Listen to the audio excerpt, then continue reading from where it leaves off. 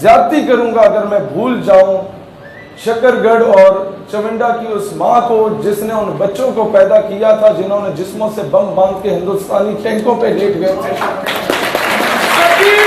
یہ پڑوس میں بھارت بیٹھا ہے, وہاں تک آواز تو جائے جناب. سبیلنا سبیلنا سبیلنا سبیلنا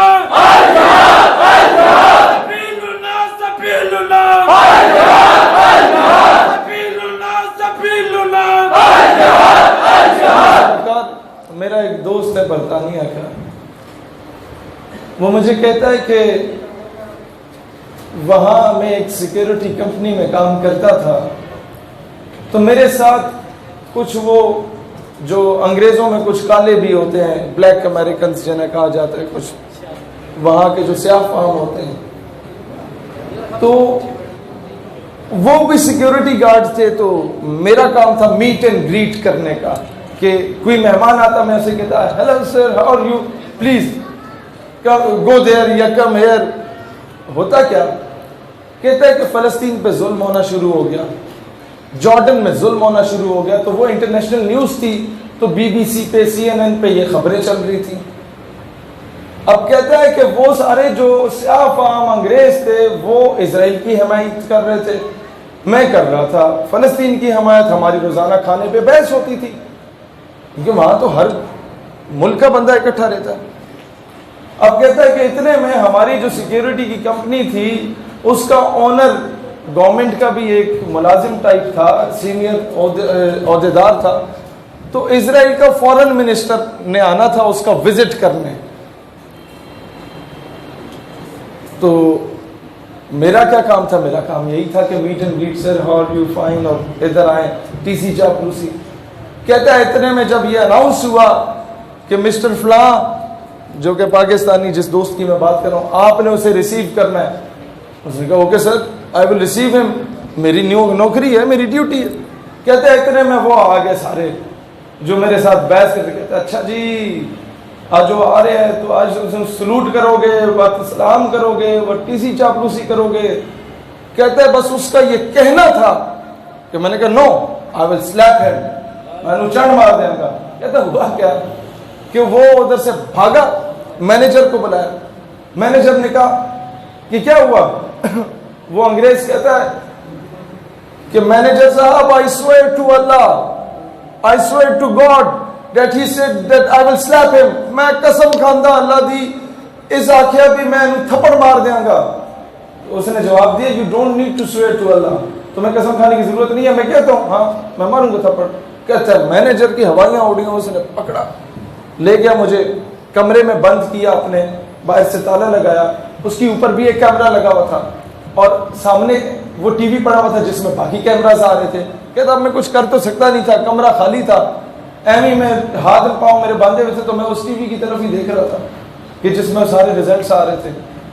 کہتا ہے اتنے میں مینیجر بھاگے بھاگے اوپر سے کیمرہ دیکھ کے آتے, ڈونٹ لک دیر, اتھے نہ دیکھ, ٹی وی کی طرف کیوں دیکھ رہے ہو. کہتے ہیں اس کو یہ خوف ہو گیا تھا کہ کہیں میں ٹی وی سے نکل کے اسے تھپڑ نہ مار دوں. تم ذرا سے دلیر پڑو, دشمن کا خود ہی پیشاب نکلتا ہے.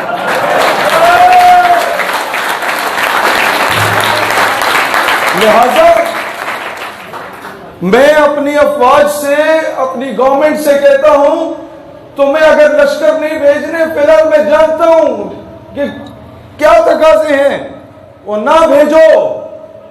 یہ جو اسٹاک پہ غوری میزائل بنایا ہوا ہے اس پہ کپڑا ہی مار دو نا تو آدھا کشمیر ایسے ہی واپس مل جانا ہے تمہیں. میں کٹن سیکٹر اور کرن سیکٹر میں گیا آزاد کشمیر میں, تو میرا اکثر میرے بڑا اللہ کی کرم نوازی ہے جو مجھے موٹیویشن ملتی ہے نا کہ بغیر سیکیورٹی کے ہم پھر رہے ہوتے ہیں. جب چاہے کسی وزیر اعظم کو سنا دی, جب صدر مملکت کو سنا دی, جب وہ الٹی سیدھی حرکت کرے, جب چاہے امریکہ سے پنگا لے لیا, جب چاہے جا کے ڈپلومیٹک انکلیو بند کر دیا, کوئی خوف ڈر ہی نہیں. تو اس کی ایک تو سب سے بڑی وجہ یہ ہے کہ میرے آقا میری بات بنائے رکھے ہیں صلی اللہ علیہ وسلم, اور بعد میں ایک وجہ یہ ہے کہ میرا ہر دوسرے تیسرے دن ان لوگوں سے ملنا ملانا ہوتا ہے جو کشمیر میں جہاد کر کے آئے, تو ان سے مجھے وہ موٹیویشن ملتی ہے. میں آپ کو ایک سچی بات بتاؤں, کوٹن اور کرن سیکٹر میں جب آزاد کشمیر وزٹ کیا، اکثر اس طرح کے وزٹ ہوتے ہیں، آپ نے خطاب کرنا ہوتا ہے، اکثر اس طرح کے وزٹ ہوتے ہیں کہ آپ ویسے جاتے ہیں، ذرا حالات کا جائزہ لے کے آتے ہیں. تو مجھے وہاں پر جو لوکلز ہیں وہ یہ کہہ رہے تھے کہ جب یہاں پر برف جمتی ہے اور ہمارے مجاہدین بارڈر کراس کیا کرتے تھے ماضی میں. مجھے کمانڈر الیاس کاشمیری کا، آپ میں سے کوئی جانتے ہیں انہیں؟ الیاس کاشمیری شہید. میں اب کیا کیا رونا رہوں کہ ہم لوگوں نے اپنوں کے ساتھ کیا کیا ظلم کیا. خیر، ان کے ایک بڑے قریبی ساتھی مجھے ملے، کہتے ہیں کہ جب ہم لوگ بارڈر کراس کر کے جاتے تھے نا، اب یہ میں فوج کی بات نہیں کر رہا، فوج تو ٹرینڈ ہے، وہ تو دنیا کی بہترین آرمی ہے، صرف ان مجاہد کی جنہیں چند مہینوں کی ٹریننگ ملی، سول ٹریننگ ملی، اور وہ خود سے ہی انہوں نے ٹریننگ کی. کہتا ہم جب بارڈر کراس کر کے جاتے تھے تو وہ بنیا ہمیں یہ کہتا تھا، ہندوستانی پوسٹ پہ جو کھڑا ہوتا تھا، کہ بھگوان کا واسطہ ہے ہماری پوسٹ کو چھوڑ دو، ہم تمہیں کچھ نہیں کہیں گے، آگے جاؤ، آگے مارو، انہیں مارو. لہذا آپ ذرا سے دلیر ہونا، دشمن خود ہی بزدل ہو جاتا ہے. یہ قدرت کا قانون ہے. اور یہ بات غلط ہے جو ہمیں آ کے بتایا جا رہا ہوتا ہے کہ اسلام کہتا ہے کوئی ایک گال پہ تھپڑ مارے تم دوسری گال آگے کر دو. نہیں نہیں نہیں، اسلام کہتا ہے قرآن کا قانون ہے، خون کا بدلہ خون ہے، کوئی ایک لگائے رکھ کے دو چماٹ مارو. آپ کیوں جھک رہے ہو کفر کے آگے؟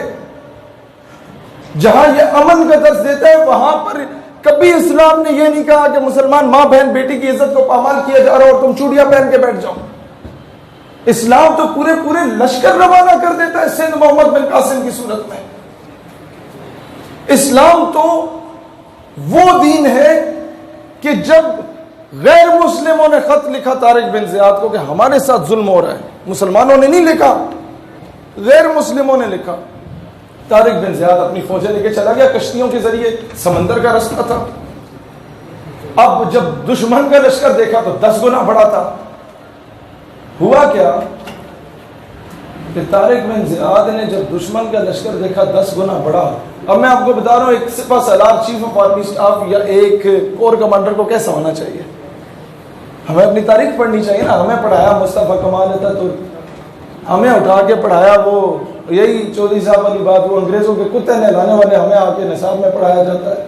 ہمیں پڑھایا جاتا ہے سنڈریلا ماں باپ سے چھپ کے بھاگی بوائے فرینڈ کے ساتھ. طارق بن زیاد کے سامنے جو لشکر تھا دشمن فوجوں کا وہ کوئی 10 گنا بڑا تھا. تو طارق بن زیاد نے اپنی فوج سے مشورہ کیا کہ کیا کیجیے. انہیں موٹیویٹ کیا، انہیں بشارت ہوئی.